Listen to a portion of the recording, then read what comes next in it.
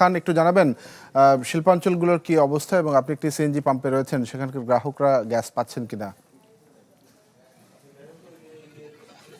আমি যে সিএনজি স্টেশনটি রয়েছি, এই সিএনজি স্টেশনে কিন্তু সকালবেলাও 110 পিএসআই চাপ ছিল। এই মুহূর্তে কিন্তু 20 কমে অর্থাৎ 90 কিন্তু চাপ রয়েছে। সেটি আমাদেরকে সিএনজি স্টেশনে যারা দায়িত্ব রয়েছে তারা জানিয়েছে। অর্থাৎ সময় যত বাড়ছে তত কিন্তু গ্যাসের চাপ কিন্তু কমে যাচ্ছে। সকালবেলাও আসলে ভালো চাপ ছিল, যে কারণে আমরা যেটি দেখেছি যে সমস্ত যে সমস্ত সিএনজি স্টেশনগুলোতে আসলে সিএনজি দিচ্ছে সেইখানে কিন্তু ভিড় বাড়ছে এবং যানবাহনের যে লম্বা সারি সেই সারি হচ্ছে। অর্থাৎ অন্যান্য যে সমস্ত আরো সিএনজি স্টেশন রয়েছে সেইগুলো চাপ কম থাকার কারণে কিন্তু অনেক সিএনজি স্টেশনে গ্যাস দিতে পারছেন না।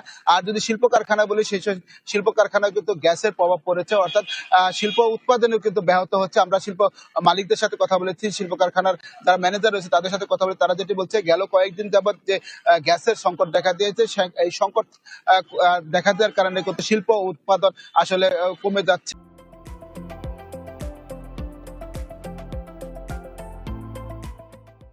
এই কারণে আসলে মালিকরা চিন্তিত হয়ে পড়ছেন, তাদের যে সময় মতো শিপমেন্ট দিতে পারবেন কিনা সেটি নিয়ে আসলে দুশ্চিন্তা রয়েছে। তো আসলে তিতাস কর্তৃপক্ষ বলছেন, যেহেতু এলএনজি সংকট রয়েছে এবং এলএনজি সংকট থাকার কারণে এই সাময়িক সংকট দেখা দিয়েছে, তবে এলএনজি যখন বাড়ানো হবে আশা করা হচ্ছে 2-4 দিনের ভিতরে এই সংকট কেটে যাবে, তখন কিন্তু চাহিদা মতো গ্যাস সকলে নিতে পারবে।